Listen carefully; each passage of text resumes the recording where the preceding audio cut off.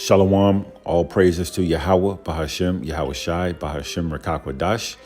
And that's all praises to the Heavenly Father through the name of the only begotten Son, who the world ignorantly calls God and Jesus. Double honors to the apostles and the elders, the great millstone, for teaching us the 100% truth according to the Bible, and who rule well. Shalom to all you Akim, you Akwath, those of the hopeful elect that are seeking for salvation.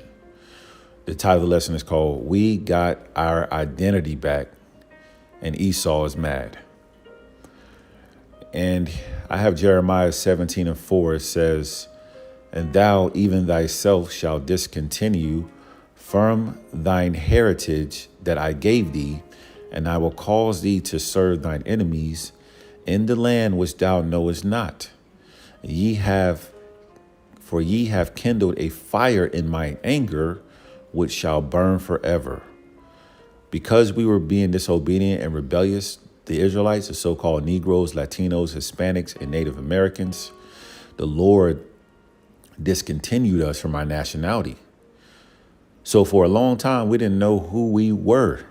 We didn't have our identity, which is why we were calling ourselves these bywords that our slave master gave us: African, African-American, Latino, Hispanic, Mexican, Puerto Rican, Black, Indian, West Indian. All of these are bywords. We are the Israelites. Yasha Allah, Prince of Power. And the Lord did exactly what he said he would do. Okay, and for a long time, we were lost, not knowing who we were. Let me bring out this definition of identity. It says the fact of being who or what a person or thing is. Okay, identification, name, placing. We didn't know our place, who we were. Okay, put in a particular position. Okay, we are above these other nations. It tells you that in Deuteronomy 7 chapter, verse 6. It says a close similarity or affinity, sameness, oneness. Our identity being revealed tells us who we are, who we identify with, who we are similar to, okay, who we are related to, and that is the Heavenly Father and only begotten Son. Okay, it tells you in Revelation, the first chapter, when John the Revelator received the revealing, one of the things he received a revelation of is the identity of Yahweh Shai. Okay. And that identity matches up to how we look, as a people for the most part, that natural, identity that the Israelites have. Woolly hair, brown skin, dark skin for some. All right. And so us knowing our nationality opens up a Pandora box of a lot of other things. When you read Ezekiel 3:17, or it's like 37, okay, and I believe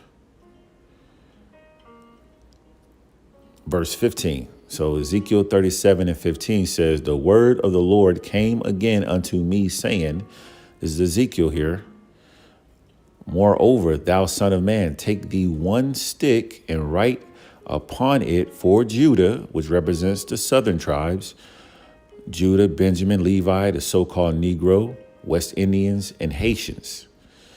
And for the children of Israel, his companions, then take another stick and write upon it for Joseph, and that's the northern tribes, the so-called Latino, Hispanics, and the so-called Native Americans, the stick of Ephraim, and for all the house of Israel, his companions. Verse 17, and join them one to another and to one stick, and they shall become one in thine hand. That is why we have the plank on the highways and byways. It's an illustration and a list of our identity. All right. To prove that this word stick goes back to plank. See, this is some bullshit right here. Okay, let me turn this off and see what happens. Requires internet connection. What? Some bullshit, man. Salakia. has some technical difficulties with his Blue Letter Bible. All of a sudden, he needs to connect to the internet to look up words. But nevertheless, when you go to Ezekiel, the 37th chapter, verse 17, as we just read, when you go into the word stick,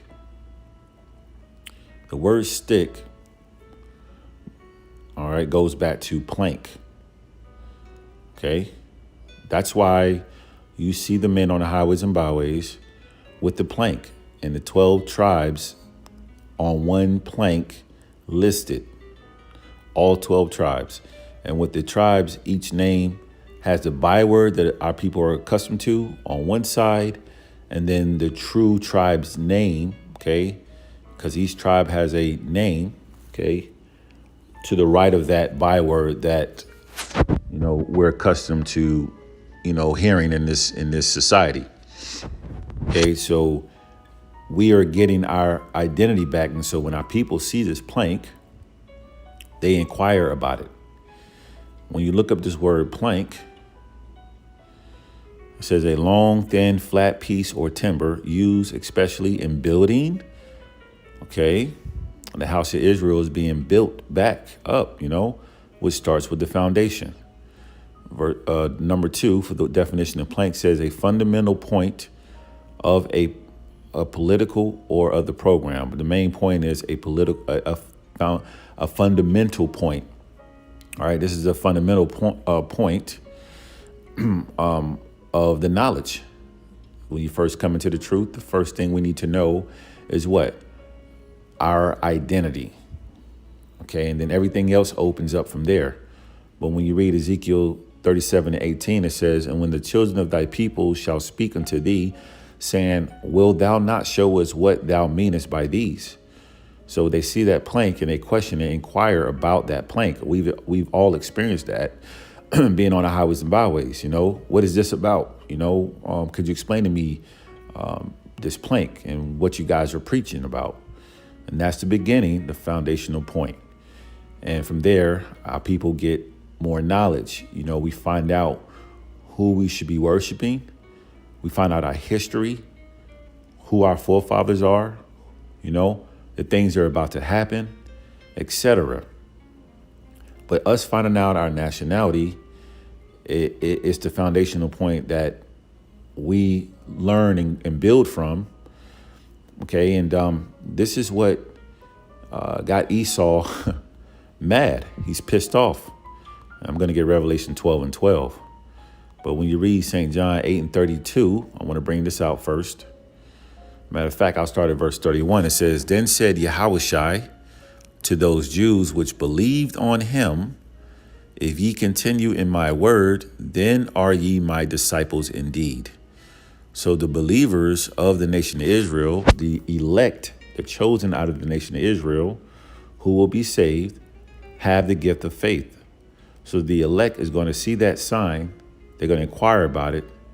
They're going to take heed and hearken and continue in the faith. Okay. Thus the disciples, the followers of Yahushua Mashiach. Verse 32, this is the point. And ye shall know the truth, and the truth shall make you free. One of the reasons why Esau knows his time is short, why he's angry, because his great awakening is happening and he's offended by it.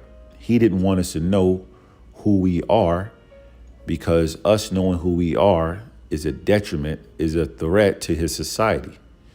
We built this kingdom up, okay? And, in the meantime, Esau was continuing to beat us down, keep us down, tell us lies of who we are, take out certain scriptures and books in the Bible, which is why the Apocrypha was taken out, okay, for a long time by the Bible Destruction Group, okay, because the history also tells who those mystery Gentiles are. Those are Israelites that Apostle Paul was preaching to in that region.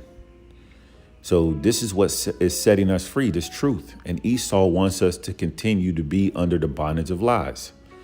So this devil is pissed the hell off. Okay. And this great awakening is taken off to a whole nother level. This is why when you have these celebrity jakes, which we all know is set up, But when they come out and say things like, we're the real Jews and we're the chosen people, we come to see the Shem, they get offended by that.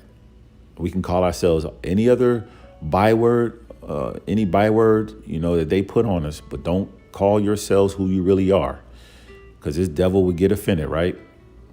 But you can't stop what the Lord has laid out and ordained for this place. Okay. Revelation 12:12 says, therefore rejoice, ye heavens, and ye that dwell in them. Woe to the inhabitants of the earth and of the sea.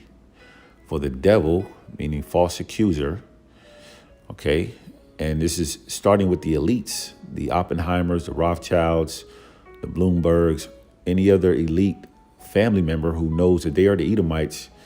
They spent trillions of dollars trying to hide the truth from us. Okay. It says, for the devil is come down unto you, having great wrath, meaning extremely angry, because he knoweth that he hath but a short time. And one of the ways he knows he has a short time is because the great awakening is happening. Okay. And we're standing upon our feet in great boldness. You can't reverse that. So now his next plan, his efforts, which he's been planning this for a long time, is to bring in his new world order to try to control the population, everyone on earth, because he thinks he is the Most High. Okay. He's still prideful and thinks that he can offset prophecies. Okay. But he knows his time is short, because his great awakening is unstoppable. And plus he's seeing the chariot sightings, the so-called UFOs with the angels of the Lord who look like us. He blasphemed the host of heaven, the name, children of Israel, but you can't stop the truth from coming out. Isaiah, let me see.